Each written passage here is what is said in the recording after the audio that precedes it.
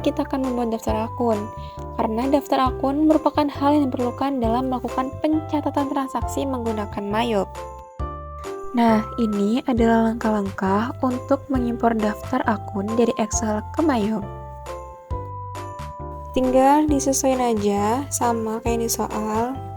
Ada account number, terus ada account name, header, balance, sama akun tipenya ya.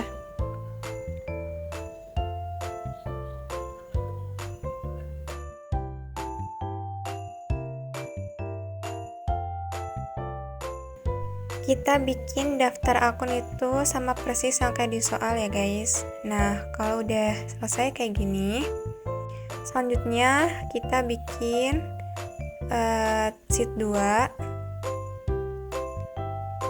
untuk membuat daftar customer ya guys. Nah, sheet 2 ini kita ganti namanya dengan daftar customer.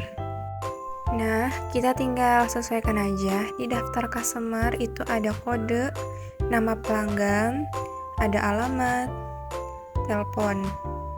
Nah, tinggal kita isi bagiannya aja ini. Samain sama yang kayak di soal ya. Kalau udah jadi kayak gini, selanjutnya kita tambahkan sheet lagi untuk membuat daftar supplier.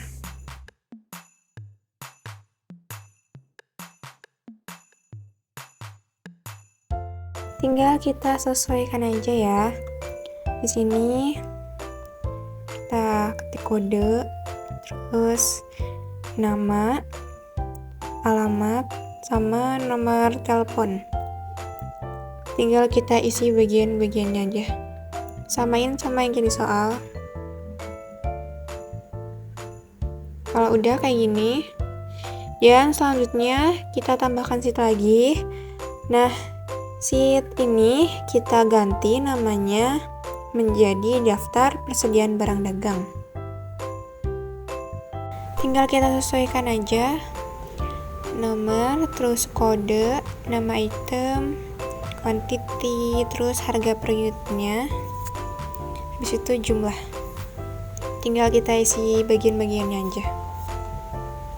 Kalau udah jadi kayak gini, kalau udah semua, kita save dengan cara kita masuk ke file, terus save as ya. Kita masuk ke browser. Nah, di sini kita tinggal urutin aja yang kita masukin. Pertamanya di daftar akun ya. Biar nggak bingung nih, aku tambahin nama aku sendiri. Terus untuk itunya kita ganti menjadi text delimited. Habis itu di save. Klik OK. Terus buat daftar-daftar yang lain juga kita masukkan sama kayak tadi ya guys caranya. Nah, kita ganti lagi nih tadi daftar customer ya. Teksnya udah delimited.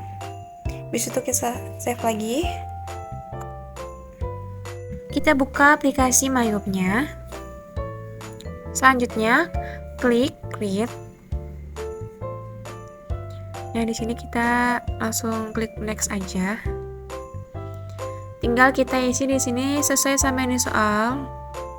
Untuk com name-nya itu Debuana, ABN itu NPWP-nya ya. Address itu alamat. Untuk phone number-nya kita sesuaikan sama yang di soal. Fax number itu masih sama kayak phone number ya. Kita isiin emailnya juga.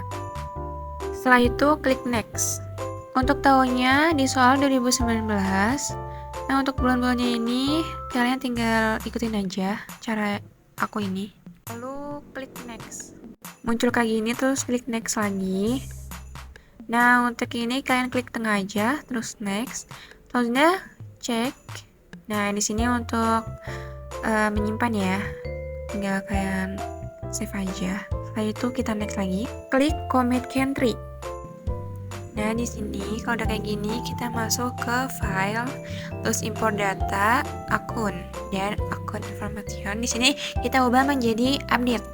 Tinggal kita masukkan daftar akun, nah terus open, biar langsung aja kita kayak gini, terus import. Nah, terus kita klik OK. Langkah-langkah yang lain juga sama kayak gini, tinggal sesuaiin aja untuk daftar-daftarnya ya. Selanjutnya, klik account list untuk melihat hasil import daftar akun, kemudian close.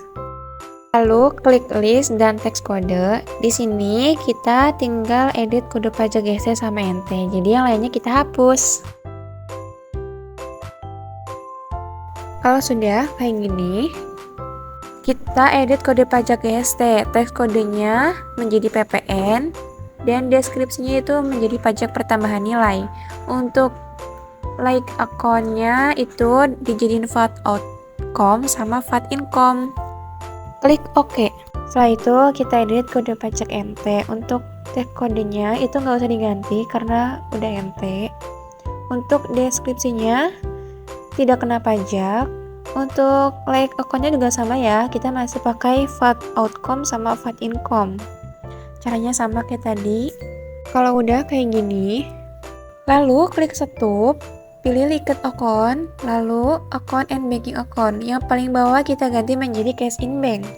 Klik stop lagi, kita pilih account, lalu sales account. Dari sini kita isi untuk account receivable sama cash in bank. Klik stop lagi, pilih account, lalu purchase account. Di sini kita ganti menjadi account payable sama cash in bank.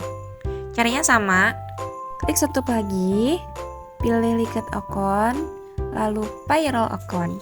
Di sini yang pertama kita ganti cash in bank untuk bank account for cash payment sama check payment. Nah, untuk yang di bawahnya itu tetap, dan kita ganti lagi untuk default employer expense account sama default wages expense account itu diganti menjadi wages and salaries expense. Yang di bawah menjadi income tax payable. Lalu masuk ke akun list untuk menghapus akun yang akan dihapus. Dengan cara tadi ya guys, klik tanda panah pada akun yang akan dihapus, lalu klik delete. Selanjutnya tinggal mengedit akun. Caranya seperti yang di video ya guys.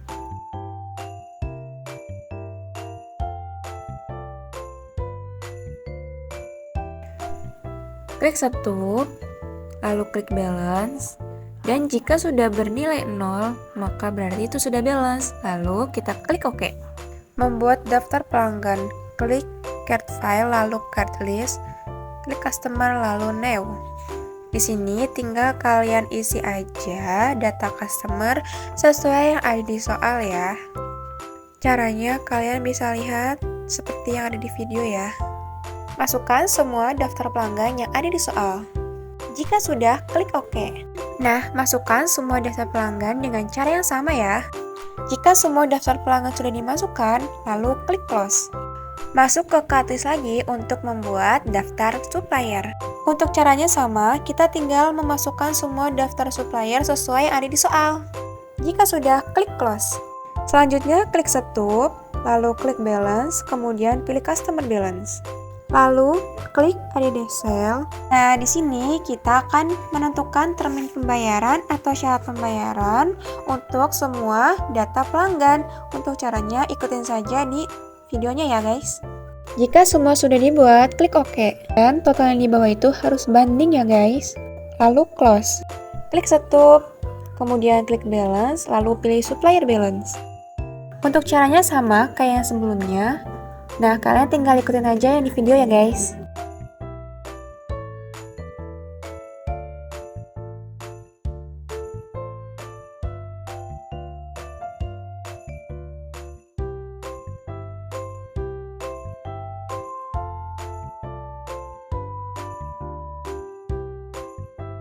Totalnya juga harus sebanding ya.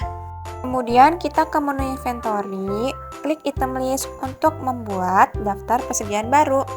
Klik new untuk memasukkan semua persediaan, lalu buat seperti yang ada di soal. Kita masukkan dulu item number sama name-nya. Checklist 3 kotak kolom yang ada di bawah, lalu untuk COSA-nya kita isi menjadi COGS. Lalu, income account for taking sales-nya diisi dengan sales revenue, dan untuk yang paling bawah itu diisi menjadi merchandise inventory. Lalu, klik buying details di atas, isi kolom buying unit of measure-nya dengan unit. Lalu, untuk teks kode Wenbrook-nya diisi dengan PPN. Lalu, klik selling details di atas, isi kolom selling unit of measure-nya dengan unit juga. Lalu, untuk teks kode Wenselnya sama juga diisi dengan PPN. Setelah itu klik OK. Nah, setelah itu kalian lanjutkan pembuatan daftar persediaan barang yang lain ya. Kalau udah selesai, tinggal close aja. Selanjutnya tinggal masuk ke count inventory, isi countednya dengan kuantitas barang dagang. Jika sudah, klik reduce inventory. Isi kolom ini dengan nama akun merchandise inventory. Lalu klik continue. Klik opening balance, isi tanggal dan memonya. Untuk memo itu diisi dengan saldo awal persediaan barang dagang. Tinggal kita masukkan setiap harga barang per unitnya. Setelah itu, klik record. Setelah itu, kita akan memeriksa kebenaran data perusahaan dengan cara klik menu account, lalu company data auditor. Klik next. Lalu ke next lagi, tentukan tanggalnya sama seperti di video. Jika sudah, klik run review, lalu next, dan sudah checklist semua, tinggal klik finishnya aja. Jika ada tampilan seperti ini, tinggal klik no. Selanjutnya, kita sudah bisa masuk ke dokumen transaksi. Nah, di sini ada contoh transaksi yaitu bukti pengeluaran kas. Dibayarkan kepada karyawan untuk pembayaran gaji bulan November. Maka ini adalah pembayaran selain untuk bayar utang. Maka masuknya ke banking spend money. Hilangkan tanda checklist teks inklusif dengan cara diklik satu kali. Kemudian file diisi dengan karyawan. Memo diisi dengan pembayaran gaji karyawan bulan November 2019. Dengan cek nomor diisi BKK 12-1, tanggalnya 1 Desember 2019, amount-nya sebesar Rp2.500.000. Kemudian ke akun, karena di sini bayar gaji bulan November, maka akun yang digunakan adalah expense payable. Di tab jadi out of balance-nya sudah 0, kemudian CTLR untuk melihat jurnalnya, dan klik OK. Kemudian klik record untuk menyimpan. Selanjutnya di sini ada contoh transaksi yaitu voucher kas kecil. Jadi masuknya ke banking spend money, tapi di sini kita ganti pay form-nya jadi petty cash. Pay diisi dengan percetakan kemenangan. Memonya diisi dengan pembuatan brosur iklan. Cek diisi V12 dengan tanggalnya diisi 2 Desember 2019. Amount-nya sebesar Rp675.000. Kemudian di akun, karena ini pembuatan brosur iklan, maka akun yang digunakan adalah advertising expense. Lalu di tab lagi, kemudian CTLR untuk melihat jurnalnya, dan klik OK. Kemudian klik record untuk menyimpan. Lanjut di sini ada dokumen transaksi yaitu bukti penerimaan kas dari pelunasan faktur. Maka ini masuknya ke sales receipt payment. Kemudian di customer diisi dengan JBLX. Amount receipt-nya sebesar Rp34.100.000. Untuk payment metodenya itu diisi cek. Memonya pelunasan faktur. Kemudian ID-nya BKM 12-1 dengan tanggal 3 Desember 2019. Kemudian karena di sini cuma ada satu tanggal 25 November, maka kita klik di mount update-nya. Klik satu kali, kemudian CTLR untuk melihat jurnalnya. Lalu klik OK. Klik record untuk menyimpan. Kemudian lanjut, di sini ada contoh dokumen transaksi kopi faktur, artinya adalah penjualan kredit, maka masuknya ke sales, enter sales. Kemudian customer diisi dengan digital LX. Untuk terminnya kita ganti menjadi net 30. Caranya kalian lihat aja di dalam video ini. Lalu hilangkan tanda checklist di teks inklusif dengan diklik satu kali. Setelah itu kita masuk ke layon dulu. Kita gantikan menjadi item. Kemudian invoice diisi F12-1 dan tanggalnya 6 Desember 2019 dengan customer PO-nya diisi 121. SIP diisi dengan kuantitas 9 unit. Untuk HP Pavilion, lalu di tab lagi masuk ke price, harga per unitnya sebesar Rp18 juta. Dan 7 unit untuk Dell Inspiler 15. Di tab lagi untuk mengisi price per unit yaitu Rp14 juta. Jika sudah, cek balance due harus senilai 86 juta. Kemudian CTLR untuk melihat jurnalnya. Setelah itu, klik record untuk menyimpan. Lanjut, di sini ada contoh bukti transaksi pengeluaran kas, tapi ini untuk pelunasan faktur, maka masuknya ke purchase paybill. Supplier diisi dengan PT Margonda, lalu memo diisi pelunasan faktur yang tertanggal 28 November 2019. Cek numbernya BKK 12/1, tanggalnya 6 Desember 2019. Amount-nya diisi sebesar Rp28.600.000. Karena di sini cuma ada satu tertanggal 28 November, maka kita langsung klik di amount upload-nya satu kali, kemudian di tab dan CTLR untuk melihat jurnalnya. Nah, lalu klik record untuk menyimpan. Lanjut, ada contoh transaksi kopi nota kredit. Ini adalah retur penjualan, maka kita masuk ke inventory dulu. Nah, di sini kita buka untuk Dell Inspiler. Nah, akun Forex-nya diganti dengan sales retur. Dan juga untuk HP Pavilion kita ganti sama jadi sales retur. Ini adalah untuk link akun untuk retur penjualan. Nah, baru kita akan menginputkan retur penjualannya. Kita masuk ke sales, enter sales. Customer diisi dengan digital LX. Untuk terminnya ubah menjadi net 30. Caranya kalian ikutin aja dalam video ini. Invoice diisi dengan NK12/1 dan dengan tanggalnya 7 Desember 2019. Customer PO diisi 121, yaitu yang tadi penjualannya tanggal 6 ya. Di sini karena retur penjualan, maka SIP-nya kita kasih tanda min. Jadi min 2 untuk HP Pavilion. Lalu tab price-nya sebesar 18 juta. Dan min 1 untuk Dell Inspiler dan price-nya sebesar 14 juta rupiah. Cek balance dulu harus sama dengan jumlah total, lalu CTLR untuk mennya dan klik record untuk menyimpan. Masuk ke register, pilih retur dan kredit, lalu klik play to sell dan di memo isikan retur penjualan digital LX. ID-nya NK12/1 dan tanggalnya 7 Desember 2019. Karena ini retur penjualan, maka berhubungan dengan tanggal 6 Desember. Maka kita luruskan dengan tanggal 6 di mount update-nya. CTLR untuk melihat jurnalnya. Jika sudah, record untuk menyimpan.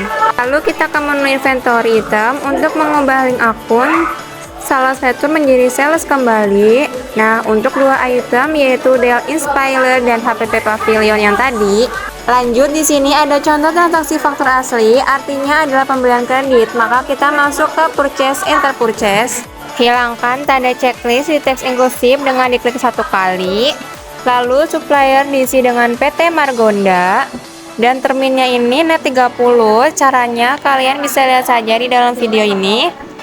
Nah, purchase-nya diisi dengan 34A untuk tanggalnya 10 Desember 2019. Supplier invoice-nya F05. Kita ubah dulu layonnya menjadi item. Bill diisi dengan kuantitinya yaitu 11 unit untuk HP Pavilion. Untuk price-nya sebesar 16 juta. Lalu di tab lagi sampai ke bawah. Dan 10 unit untuk Dell Inspiler dengan price-nya sebesar 12.500.000. Kemudian dicek di balance due harus sama dengan total jumlah sebesar 33.101.100.000. Lalu setelah itu record untuk menyimpan. Nah, jika muncul seperti ini, pilih no untuk merecord. Lanjut, di sini ada contoh yang terakhir yaitu transaksi kopi nota kontan.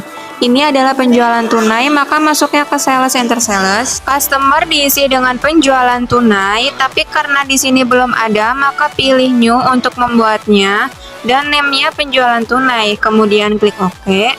Buka kembali ke customer dengan isikan dengan penjualan tunai. Nah, terminnya diubah menjadi COD. Invoice diisi KN01 dengan tanggalnya 13 Desember 2019 dan customer PO-nya 122. Lalu SIP-nya 7 unit untuk HP Pavilion, lalu di tab isi price-nya sebesar 18 juta. Tab lagi ke bawah untuk 8 unit untuk The Inspiler.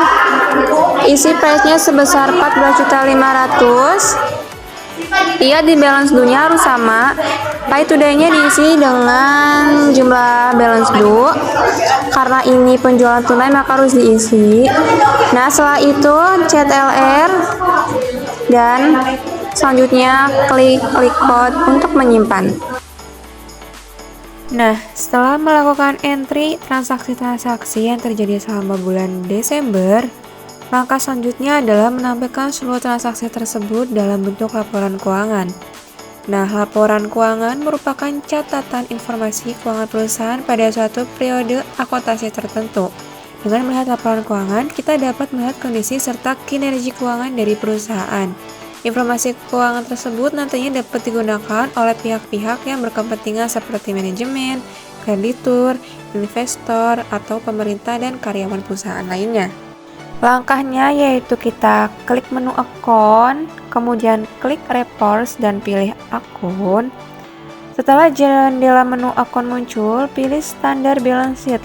Langsung klik display. Untuk tanggalnya kita ubah menjadi tanggal 30/12/2019, lalu di enter dan dijadikan PDF.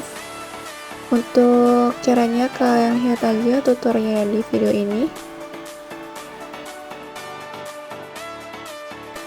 Selanjutnya kita masuk ke banking, kita cari statement of cash flow, lalu di display aja.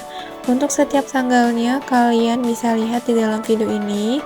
Untuk date from-nya diisi dengan 1/12/2019, to-nya 30/12/2019.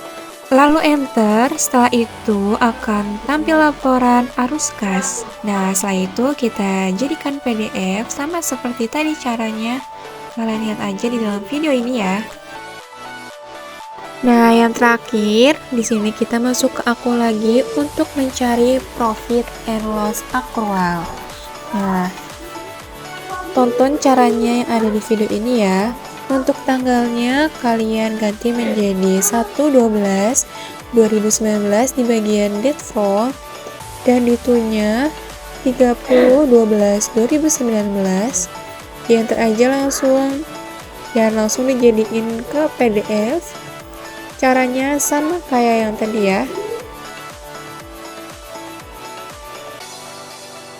Jika sudah, klik close untuk menutupnya. Baik, sekian tugas video pembahasan dari kelompok kami. Jika ada yang ingin bertanya, lebih baik dipendam saja, karena kami sudah menjelaskan semuanya. Oke, terima kasih. Sampai jumpa di pembahasan selanjutnya.